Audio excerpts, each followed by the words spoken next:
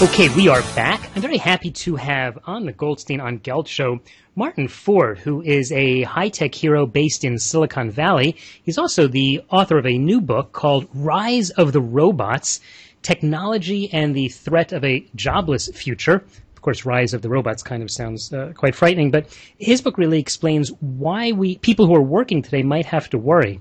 Martin, real pleasure to have you. Thanks for having me.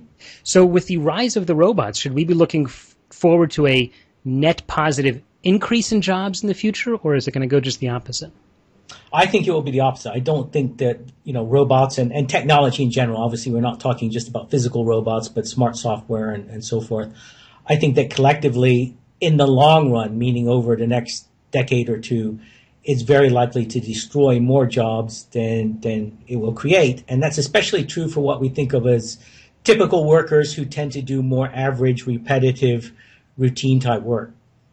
Okay, so obviously in the past we've seen major changes in technology, starting with the Industrial Revolution, but since then there have been many other changes in the world, from computers and cell phones to fax machines and outsourcing. In those cases, there was a temporary loss of jobs, but society adapted. Why do you think this is different? Well, as you say, there is a lot of skepticism out there, I think rightfully, because, historically this has not happened. The job market has always adapted. But I do think we're at a point now where the technology is finally there. And the most important thing that's happening is that the machines, in a limited sense at least, are beginning to think. They're taking on cognitive tasks. It's not just muscle power, it's now brain power. And it's that combined with the fact that it's so ubiquitous. I mean, information technology is truly a general purpose technology. It's something that scales across the entire economy. So, it's not just impacting one industry. And the classic example is agriculture. Agriculture transformed, millions of jobs were lost. But that was just one industry. Now we've got a technology that's going to just impact everywhere, kind of all at once simultaneously. And it's beginning to take on, the cognitive type tasks that previously have been something that only human beings could do. And when you put that together, you get something that I think is really transformative. When you're referring to the brain power of the robots or the computers or the software, where are we today? Because quite frankly, Siri on my iPhone is cool, but can hardly really do much more than make a phone call. Right. I mean, where we are is we have this, machines have the ability to do things that are relatively routine, repetitive, and predictable with, just extraordinary proficiency. No one is arguing that this is about true artificial intelligence or machines that are going to wake up and start thinking and acting like people. That may happen someday, but certainly that's decades away. But there is no doubt whatsoever that machines are getting really good at the more routine stuff. And the key insight, the thing to keep in mind, is that most people also spend a lot of their time doing routine, repetitive things. So as a result, it means a lot of jobs, or big fractions of jobs, are really going to be impacted over the next couple of decades. So you're referring to the automated sort of jobs. Again, this looks like factory work or things that, and agriculture has already been kind of changed dramatically. What sort of jobs are we looking at losing? Well, it's really across the board, and it's not just about factory work anymore. One of the most important things that's happening is that smart algorithms, smart software are really climbing the skills ladder, and they're beginning to impact jobs taken by people with university degrees. Examples are many areas of law, for example, document review, where lawyers have to go through and look at documents and figure out if they're relevant to court cases. A lot of that has now been automated.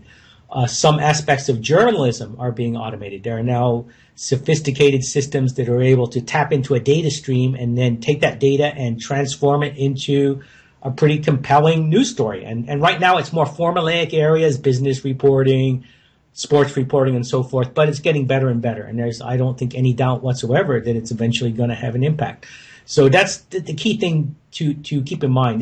The question is the job on some level routine and predictable? It doesn't matter so much whether it's a low skill job or a high skill job or what industry it's in. It's really an across the board phenomenon.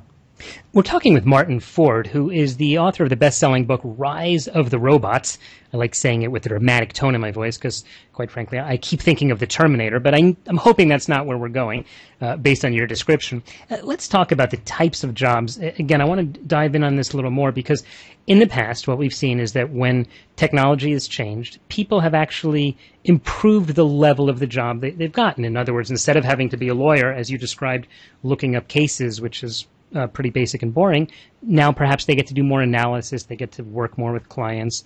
Aren't there possibilities that if we can give the rote work to the robots, then we as people generally will have the opportunity to educate ourselves and have higher level jobs? That's certainly true for some people. I mean, some people will follow that path and they will benefit greatly from this and they will be able to find more higher level, things to do.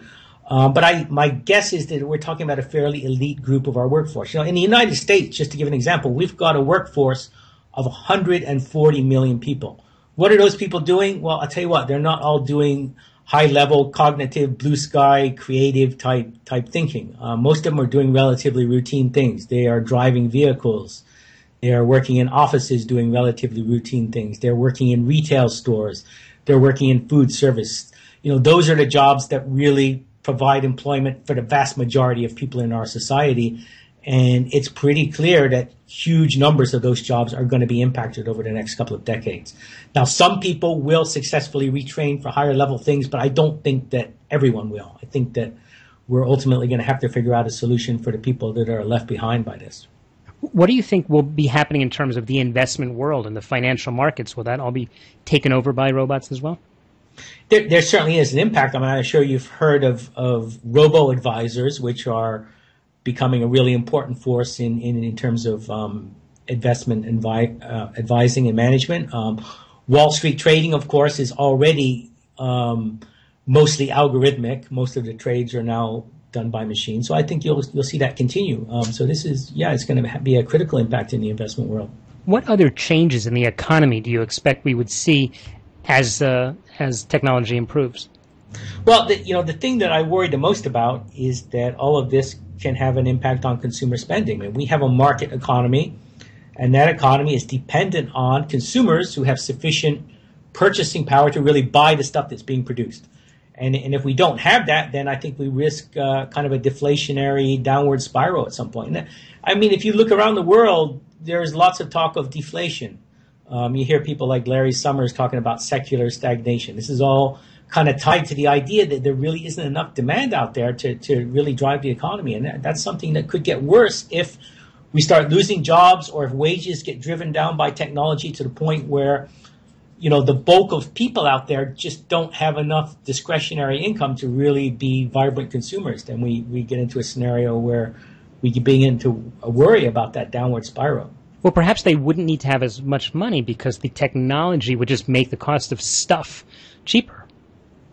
Yes, that's part of it, and that you can think of it in that way, but you know what? That's not the way the economy has worked in the past. We've always had an inflationary economy, and people. If you took someone from, say, the year 1900 and put them in a time machine and brought them forward, they'd be shocked at the prices in the grocery store. However, we're much better off than we were in 1900, but the reason is that our incomes are much higher relative to the price of things. So our incomes have actually increased more than consumer prices, and that's what has made us better off. So if we're going to get into a scenario where it's sort of the opposite, where both incomes and prices are falling, that's a deflationary scenario, which really isn't a very positive thing at all. And what's your time frame for these changes? I tend to think in terms of 10 to 20 years when this will have a really big impact, but that's really just a guess.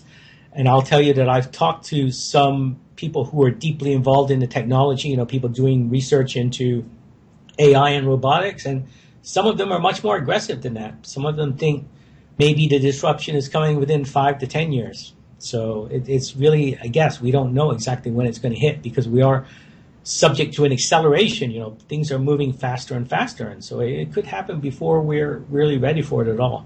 And what are the companies that are spearheading this development? Well, the company that is really at the center of this is Google, And the thing is that it's really all of the high-tech companies. It's Google, it's Amazon, it's Microsoft, it's Facebook. And the thing is that one of the things driving this is just an incredible competitive dynamic between those companies. There's a talent war going on where they're all trying to hire the very best people in areas like artificial intelligence and machine learning. And of course, these companies just have incredible resources. And this is kind of unprecedented. You've never seen artificial intelligence just right at the nexus of competition between these huge, influential, deep-pocketed companies before. And that's one of the things that I think is really going to drive just a surprising amount of progress in this area.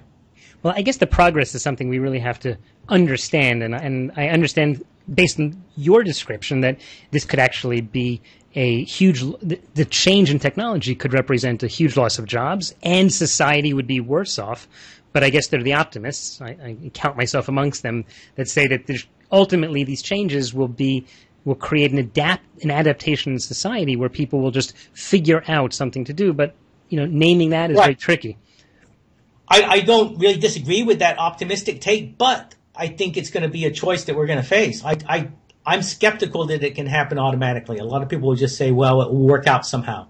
But if you really look at the incentives that are built into capitalism and into the market economy, it's really hard to see how it works out automatically. I mean, the incentive for businesses is going to be always to become more efficient, to get rid of work if they can.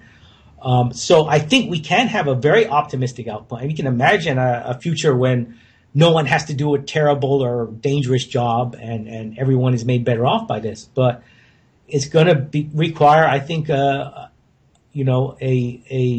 deliberate adaptation to it. It's going to require a political and economic response in order to make sure that we have that optimistic outcome. Okay, Martin, we're going to have to bring you back onto the show in either 5 years, if it goes quickly, or 10 to 20 to see what happened and how the economy adapted. We've been talking to Martin Ford, who wrote the book Rise of the Robots. In the last few seconds, Martin, just tell us, how can people follow you and follow your work? Well, I'm on Twitter at my handle is mfordfuture, and usually I try to tweet every day some interesting articles and things, and that Twitter account has also got a link to my blog and to information about my book and so forth, so that's probably the best place to find me. Okay, so we will put a link to that at the show notes of today's show at goldsteinongelt.com. Martin Ford, thanks so much for your time. Thank you. It's great to be here. You are listening to the Goldstein on Gelt Show with money maven Doug Goldstein. Doug's weekly radio show is heard around the world, but if you miss it, you can download the podcast at www.goldsteinongelt.com. The Goldstein on Gelt Show gives you up-to-date financial ideas so you can get on the path to financial freedom. If you'd like your questions answered on the air or off, send Doug an email to doug@profile-financial.com. It's your money for your future, so join Doug every week to build your wealth on the Goldstein on Gelt Show.